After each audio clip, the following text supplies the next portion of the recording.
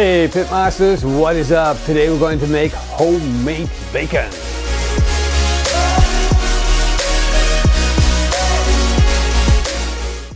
Look at this beautiful pork belly that we got right here. Absolutely gorgeous. What's important when you're making bacon?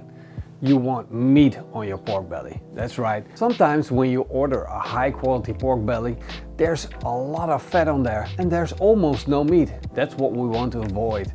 If we're making bacon, we need to look for that pork belly that has a lot of meat on it, and usually it's the cheaper cut of pork belly. The essence of making bacon is getting a good brine, and we're going to work on that first. There are two main ingredients to our dry brine: salt and sugar. I like to use raw cane sugar. It has that caramelized flavor to it. And we need a lot of sugar. Now we're going to add the same amount of salt. And this is a basic rule. You can make bacon like this.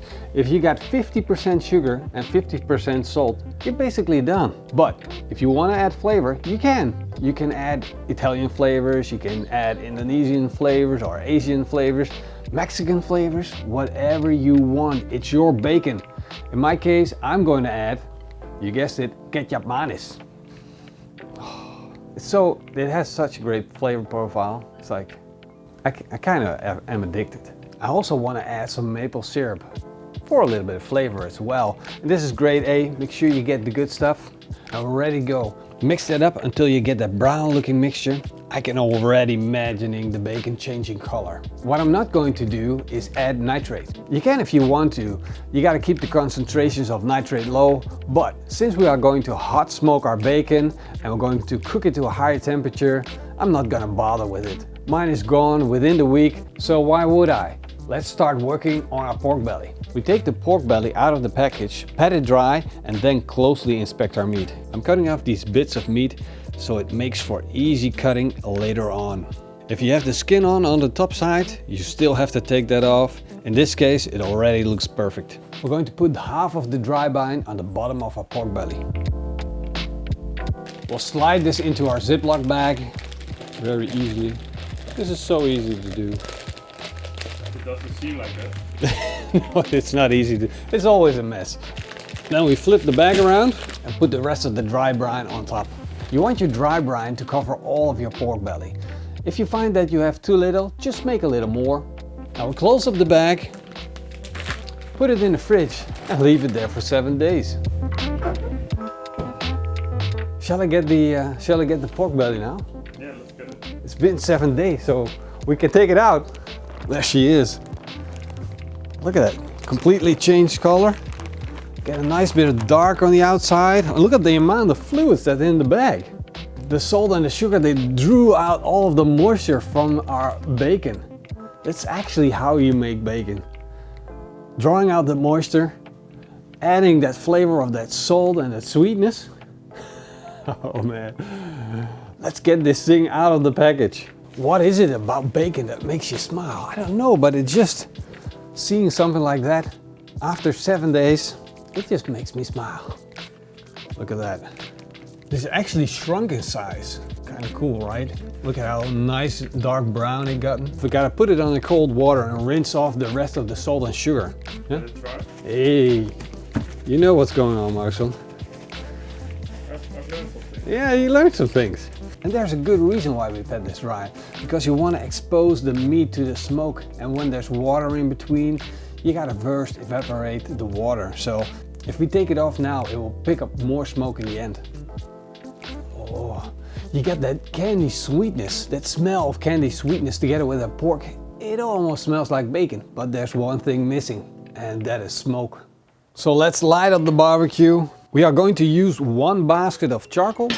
And of course, we're going to use Kamado Joe's Big Block. No fire starter, we're choosing a quick approach. With bacon, selecting your smoke wood is very important. And as a European, I like beech tree a lot for bacon. If you're in America, I would choose pecan. Of course, it's your personal preference. Choose something local, that goes first. And for me, beech. Now I need a smaller chunk than this, so I'm gonna split this up. First I'm gonna add 1 small chunk, and when I need more smoke, I can add the second one. Now we're going to put the grill grate back on. I put my pork belly on a rack And this is going to maximize the amount of smoke that it can absorb. No big grill grates in the way, just a small grate. Let's put it over indirect heat. Do you like bacon, Marcel? Do you like bacon? Yeah? Me too. I want my bacon. Yeah. You're taking a cut, right, out of this cut. It's like we need to make more bacon, otherwise you're gonna eat all my bacon. We are hot smoking this bacon and we're going to let the temperature of the grill slowly come up to 140 degrees Celsius. Our bacon has reached the desired core temperature of 67 degrees Celsius. So it's time to take it off the grill. Wow, look at the color of this thing. Absolutely gorgeous. Look at this. This is what I want my bacon to look like. It has a color that's between mahogany and a light brown. We are going to take this beautiful cut of bacon, slice it into 4, because one we're going to roast right now for an evening meal. The other part we're going to slice up to bake. And of course we need some for the fridge, backup. Let me find a perfect piece for slicing. Look at this. This looks so good. Let's get some of that extra thick slices. Now this is fully cooked and of course we can try a little. Here we go.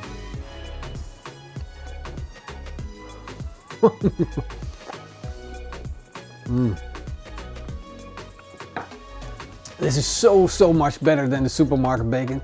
You know, when they call supermarket bacon smoked bacon, most of the time they just dip it in smoke fluid, so it's not really smoked. But this is really the good stuff. Let's put this in a pan and fry. Maybe you want some as well. Want to give it a try? Yeah. He's been hungry for bacon all the time. There you go, brother. Eat that. Now that is bacon. Now you can't go back. Next time you taste supermarket bacon. This is what I want with my breakfast. I screwed you up. Let's put some of it in the pan. I'm just making in a vacuum bag so we can actually seal this bacon up. And if you're sealing this up, you can keep this in the fridge for like a week or so and in the freezer for up to a year. But I can already predict you what's gonna happen. I'm gonna put this in the bag, vacuum it, and the cameraman's probably gonna take it home. Slices on the table. What's gonna happen with them? Yeah. You want another one? Of course I do. There you go. Take the edge, it's the best part. As a matter of fact, I'll have one myself.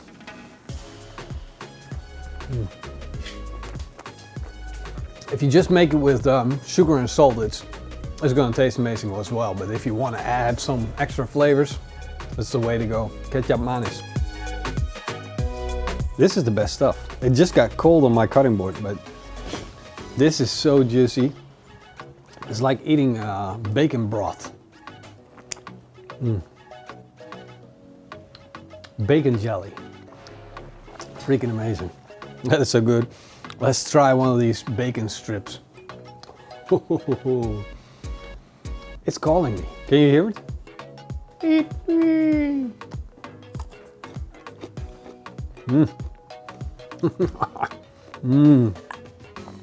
Bacon, man. Man, I'm so lucky to be able to make my homemade bacon. And this piece I'm saving for tonight. I'm gonna roast it up. And then with some mashed potatoes and with some, what's the word again? It's not cauliflower, it's like boerenkool. It's like farmer's cabbage. That's like the literal translation, but that's not what it means. It's kale, that's the word I'm looking for. It's like mashed potatoes and kale. So typically Dutch, with a nice piece of bacon and sausage. We're gonna be eating good tonight. Well, if you like bacon as much as I do, then smash that like button, because we gotta love bacon, right? Leave me a comment down below if you're gonna make your homemade bacon, and if you're not, what's wrong with you? Seriously though, try and make your homemade bacon at least once. You'll love it for sure, and you won't be going back. For sure, I guarantee. So I want to say a big thank you to everyone that's supporting our channels. We got the best fam here. We got the best Pitmasters. You guys are freaking awesome. Translating videos, supporting us on Patreon, YouTube members. Freaking awesome, right? Thank you very much. See you guys next time. Until then, eet smakelijk and keep on grilling.